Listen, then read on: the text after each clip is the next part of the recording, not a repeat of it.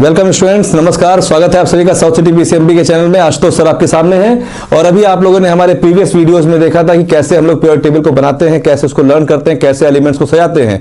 तो हम लोगों ने एलिमेंट्स को सजाया, उसको बनाया, उसके एटॉमिक नंबर को लर्न किया, अरेंज किया और हम लोगों ने ये भी जाना कि फर्स्ट ग्रुप को अल्कली मेटल कहते हैं और सेकंड ग्रुप को अल्काइन अर्थ मेटल्स कहते हैं और ग्रुप जो 13 है उसे हम लोग बोरॉन फैमिली कहते हैं, 14th को हम लोग कार्बन फैमिली कहते हैं, 15th को निकोजेंस कहते हैं, ग्रुप 16 को कैल्कोजेंस या चाल्कोजेंस कहते हैं, ग्रुप 17 को हेलोजेंस कहते हैं, ग्रुप 18 को नोबल गैस कहते हैं। और अब बात आ रही है कि हम इन पर बेस्ड क्वेश्चंस को सॉल्व करें। तो कैसे इन पर क्वेश्चंस आएंगे, कैसे सॉल्व करना है, उसके लिए कुछ प्रॉपर्टीज को। तो सबसे पहले जब हम लोग किसी के बारे में पढ़ते हैं तो आता है कि उसकी फिजिकल प्रॉपर्टीज। क्या आता है? Physical properties. फिजिकल प्रॉपर्टीज का मतलब suppose I am talking about the metals. हम मेटल्स की बात कर रहे हैं कि भाई मेटल्स कैसे होते हैं। तो मेटल्स कैसे होते हैं? मेटल्स आपके हार्ड होते हैं, हार्ड एंड रिजिड। ये बात उसकी फिजिकल प्रॉपर्टीज ना, उसको अपीयर करके आप जान सकते हो ना कि they are hard and rigid. तो मेटल्स हार्ड और रिजिड होते हैं, ये बात आप जान सकते हो। फिर metals are having greyish lustre. काफी हद तक वो ग्रेइश कलर के होते हैं, ऐसा कुछ करके उसमें होता है। कभी कभी कुछ मेटल्स का कलर अगर थोड़ा वो चेंज होता है तो हम उसे कलर के बारे में बताते हैं। फिर हम बात करते हैं उसके melting point and boiling point. Melting point and boiling point का मतलब कि what is that temperature at which that particular metal boils, मतलब या मेल्ट करेगा। तो वो melting and boiling point generally होता है। वो melting and boiling point depends upon the intermolecular forces of attraction among the metal. कि जो मेटल के अंदर मेटेलिक बॉन्डिंग होती है, इंटरमॉलिक्यूलर फोर्स ऑफ अट्रैक्शन होता है, वो कितना स्ट्रांग है, कितना वीक है, उसी की बेसिस पे उसका बॉइलिंग पॉइंट और मेल्टिंग पॉइंट डिसाइड होता है। फिर स्पेसिफिक ग्रेविटी, ये बेसिकली से नाइट्रिक एसिड सल्फ्यूरिक एसिड के होते नहीं है, इसी तरीके से किसी की भी स्पेसिफिक ग्रेविटी कितनी होती है। फिर उसके बाद बात करते हैं कि उसका ऑर्डर कैसा है, कैसा मतलब स्मेल कैसी आती है, मतलब जो कुछ भी भौतिक चीजें, मतलब कि ऊपर से मॉर्फोलॉजिकली जो हम बता सकते हैं किसी को, वो हम कहते हैं फिजिकल प्रॉपर्टीज।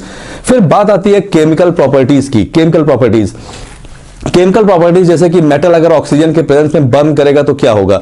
तो भाई जाहिर सी बात है कि metal when treated with oxygen या burn in the presence of oxygen it will form metal oxide.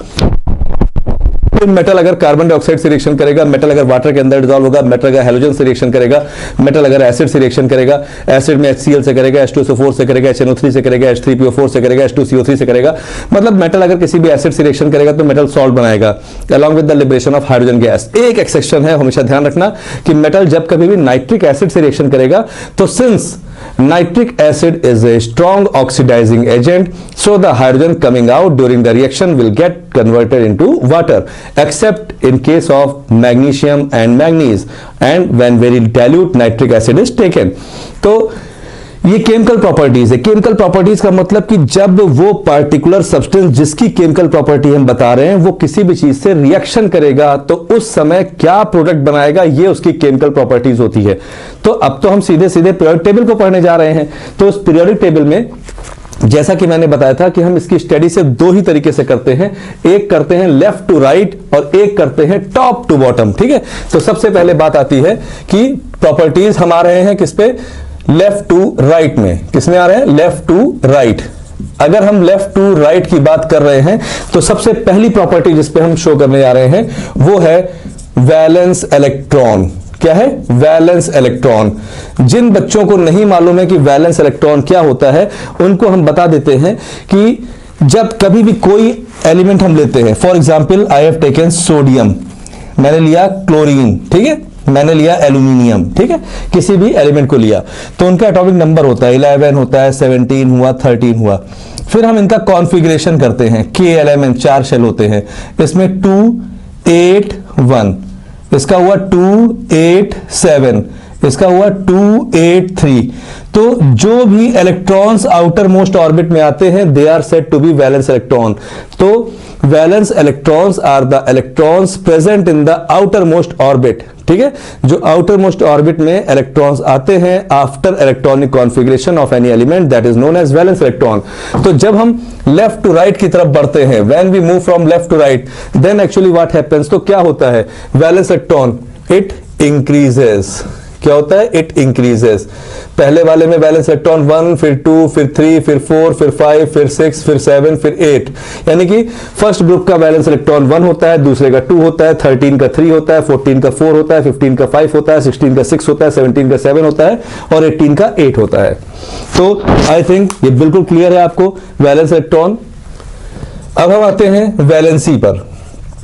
आपसे पूछा जाएगा वैलेंसी। क्या पूछा जाएगा? वैलेंसी, कि what is the change in valency when we move from left to right. जब हम लोग लेफ्ट टू राइट की तरफ मूव करेंगे तो वैलेंसी पर क्या फर्क पड़ेगा। ठीक है, तो valency first increases and then decreases. पहले इंक्रीज करेगा और उसके बाद वो डिक्रीज करेगा। जैसे फर्स्ट ग्रुप की वैलेंसी +1, या हम नॉर्मली 1 लिख सकते हैं। सेकंड की +2, या हम नॉर्मली 2 लिख सकते हैं। थर्ड की 13 की 3 +3, या हम 3 लिख सकते हैं। फिर नेक्स्ट है 4, 14 की 4, फिर 15 की हो जाएगी -3, 16 की हो जाएगी -2, 17 की हो जाएगी -1, 18 की हो जाएगी 0। क्या हो जाएगी? 0। क्यों? क्योंकि हम जो भी वैलेंस इलेक्ट्रॉन होते हैं -8, ठीक है, 8 से माइनस कर देते हैं। तो ऐसे में सपोज अगर हम बात करते हैं कि हमने ले लिया ऑक्सीजन, एटॉमिक नंबर है 8, ठीक है, आउटर मोस्ट में 6, तो 6 - 8 = -2। तो this is the valency of oxygen -2, और एक ग्रुप 16 है। ठीक है, तो ये वैलेंसी होती है। तो हमारे ख्याल से वैलेंस इलेक्ट्रॉन और वैलेंसी, ये 2 पॉइंट आपको बिल्कुल क्लियर हो गए होंगे। फिर हम लोग आगे चलते हैं। अब बात आती है third point, that is known as metallic character.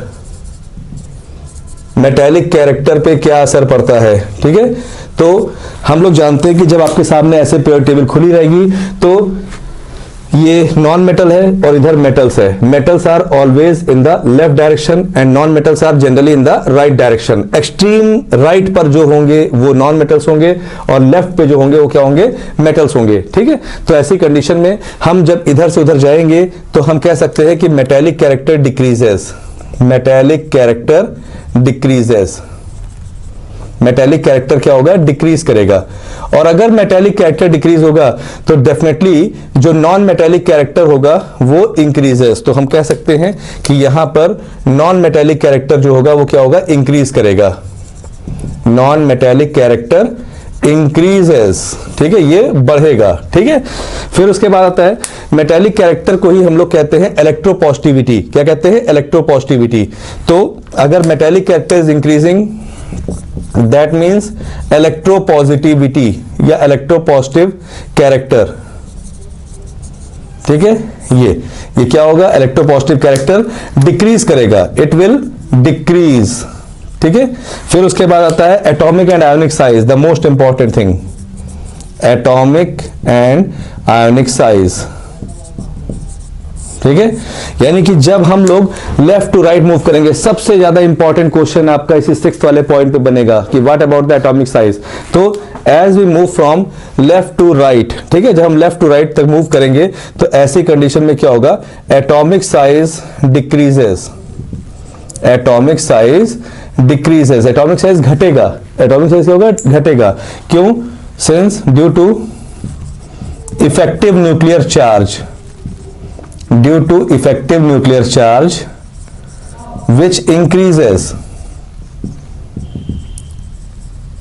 ठीक है, एक्चुअल में होता क्या है, अगर देखा जाए तो ये जितने भी हैं इन सब में 2-2 इलेक्ट्रॉन ही तो हैं। अगर हम करें फर्स्ट वाले को, लिथियम को करें तो 2-1, फिर 2-2, फिर 2-3, फिर 2-4, फिर 2-5, फिर 2-6, फिर 2-7, फिर 2-8। यानी सब में यूज तो खाली 2 ही शेल हुए हैं ना, KL KL KL KL, यही 2 ही शेल यूज हुए हैं। तो ऐसे में साइज तो सबका सेम होना चाहिए। नहीं, एक्चुअल में होता क्या है कि अभी हम देख रहे हैं शुरुआत में ये, ठीक है, सेंटर में आपका न्यूक्लियस है और 2 इलेक्ट्रॉन यहां पर हैं और 1 इलेक्ट्रॉन यहां पर है। तो ये जो आउटर मोस्ट इलेक्ट्रॉन है वो एक ही साइड से अट्रैक्ट किया जा रहा है न्यूक्लियस के द्वारा। लेकिन जब यहां पर 2 इलेक्ट्रॉन होंगे तो इधर से भी खिंचाव पड़ेगा और इधर से भी खिंचाव पड़ेगा। 3 इलेक्ट्रॉन होंगे तो इधर से भी खिंचाव पड़ेगा, 4 होंगे तो इधर से भी खिंचाव पड़ेगा। तो खिंचाव पड़ने पर वो क्या होगा? उनके साइज में थोड़ा थोड़ा अपनी तरफ झुकाव होगा। किसकी तरफ? न्यूक्लियस की तरफ। इसी को बोलते हैं effective nuclear charge. That means the force of attraction और the charge experienced by the outer electrons। जो outer electrons होते हैं वो जो न्यूक्लियर चार्ज को एक्सपीरियंस करते हैं, जिनकी तरफ से वो अंदर की तरफ उनका झुकाव होता है, इसकी वजह से उनका साइज क्या होता है? थोड़ा सा डिक्रीज होता है। तो as we move from left to right the size decreases. हो सकता है कि आपके एनसीईआरटी में नाम ना लिखा हो, वहां पे नंबर ऑफ प्रोटॉन्स के टर्म में दिया हो, लेकिन बेस्ट है कि you simply write atomic size decreases due to effective nuclear charge which increases as we move from left to right in a period. Clear? ठीक, उसके बाद बाकी तो बहुत सारी चीजें बताई जा सकती है, जैसे आयोनाइजेशन एंथैल्पी और nuclear charge, electron gain enthalpy, लेकिन वो आपके सिलेबस में नहीं है। आपके सिलेबस के हिसाब से फिर नेक्स्ट पॉइंट जो हमारा आता है, ठीक है, वो हमारा ये होता है कि व्हाट अबाउट द इलेक्ट्रोनिगेटिविटी। ठीक है, तो अब अगर नॉन मेटेलिक कैरेक्टर इंक्रीज हो रहा है तो इलेक्ट्रोनिगेटिविटी इंक्रीजेस, क्या होगा, इंक्रीज करेगा। तो इस तरीके से हमने देखा। और सेकेंड थिंग क्या होता है, रही बात मेल्टिंग एंड बॉइलिंग पॉइंट की, कि मेल्टिंग और बॉइलिंग पॉइंट की अगर हम बात करें, मेल्टिंग एंड बॉइलिंग पॉइंट, ठीक है, तो आप देखिए कि अल्कली मेटल्स जो होते हैं, यानी कि जो फर्स्ट ग्रुप में जो एलिमेंट्स होते हैं, इनका साइज अपने पूरे पीरियड टेबल में अपने रेस्पेक्टिव पीरियड में सबसे बड़ा होता है, सबसे बड़ा होता है। यानी अगर क्वेश्चन आता है कि alkali metals are soft in nature, alkali metals are highly electropositive in nature, alkali metals are having the largest size, तो जो कुछ भी है उन सब के पीछे रीजन कहीं ना कहीं ये है कि ये जो एलिमेंट है लिथियम या सोडियम या पोटेशियम, ये अपने अपने पीरियड में इनका साइज सबसे ज्यादा बड़ा होता है। क्या होता है, सबसे ज्यादा बड़ा होता है। ठीक है, तो ऐसी कंडीशन में जो अगर हम कहें कि मेल्टिंग एंड बॉइलिंग पॉइंट की भी बात करें, तो generally they are having the low melting and boiling point. इनका मेल्टिंग एंड बॉइलिंग पॉइंट तो जनरली थोड़ा सा लो होता है, लेकिन पीरियड के हिसाब से अगर देखें तो they are having high melting and boiling points. क्या होता है, हाई, ठीक है, हाई होता है। लेकिन जब हम जाते हैं तो वो क्या होता है, इट डिक्रीजेस, इट डिक्रीजेस। ठीक है, क्योंकि हम लोग को मालूम है metals are generally solid and non metals are generally liquids और गैसेस, तो जैसे उधर जाएंगे तो वैसे भी वो लिक्विड और गैस हो जाएंगे, तो उनका मेल्टिंग और बॉइलिंग पॉइंट क्या होगा, डिक्रीज होगा। तो हमने जिन पॉइंट्स को पढ़ा है, वो पहला पढ़ा है वैलेंस इलेक्ट्रॉन, कि वैलेंस इलेक्ट्रॉन क्या रहेगा, इट विल रिमेन इंक्रीजेस। ठीक है, वो इंक्रीज करेगा 1 2 3 4 5 6 7 8। वैलेंसी क्या होगा, पहले इंक्रीज करेगी और उसके बाद क्या होगा, डिक्रीज करेगी। कैसे होगा, +1 +2 +3 फिर 4 फिर -3 -2 -1 फिर 0। नोबल गैस की वैलेंसी क्या होगी, 0 होगी। ग्रुप 18 इलेक्ट्रॉन्स की वैलेंसी क्या होगी, 0 होगी। ठीक, क्योंकि ना तो वो कोई इलेक्ट्रॉन लूज करेगा ना ही कोई इलेक्ट्रॉन गेन करेगा। बाकी लोगों की वैलेंसी क्यों होगी, क्योंकि वो उसी कॉन्फ़िगरेशन को अटेन करना चाहते हैं, either by the loss of electron और by the gain of electron. Metallic character क्या होगा, ये डिक्रीज करेगा क्योंकि आगे चल के नॉन मेटल्स मिलते हैं। नॉन मेटेलिक कैरेक्टर इंक्रीज करेगा क्योंकि आगे नॉन मेटल ही होते हैं। Electropositive character, it is just like the metallic character, ये डिक्रीज करेगा। एटॉमिक और आयनिक साइज में अगर हम बात करते हैं तो एटॉमिक साइज डिक्रीज करेगा। क्यों डिक्रीज करेगा, due to effective nuclear charge which increases as we move from left to right in a period. Electronegativity increase करेगा, मेल्टिंग बॉइलिंग पॉइंट जो होगा वो हाई रहेगा, लेकिन आगे चल के वो डिक्रीज करेगा। तो ये तो हमारी बात हो गई किसकी, लेफ्ट टू राइट की। अब हम नेक्स्ट वीडियो में आपके लिए लेके आएंगे जहां पर हम चलेंगे टॉप टू बॉटम के लिए, कि अगर हम टॉप टू बॉटम आ रहे हैं तो उस समय की वहां की प्रॉपर्टीज क्या होगी। आप बने रहिएगा, इस वीडियो में बहुत इंपॉर्टेंट आपको नोट्स मिलने जा रहा है कि अगर हम टॉप टू बॉटम आते हैं तो क्या क्या चेंजेस होते हैं, और उसके लिए हम नेक्स्ट वीडियो में आपके सामने आ रहे हैं। तब तक हम आपसे विदा चाहते हैं, अच्छे से प्रिपरेशन करो। All the best.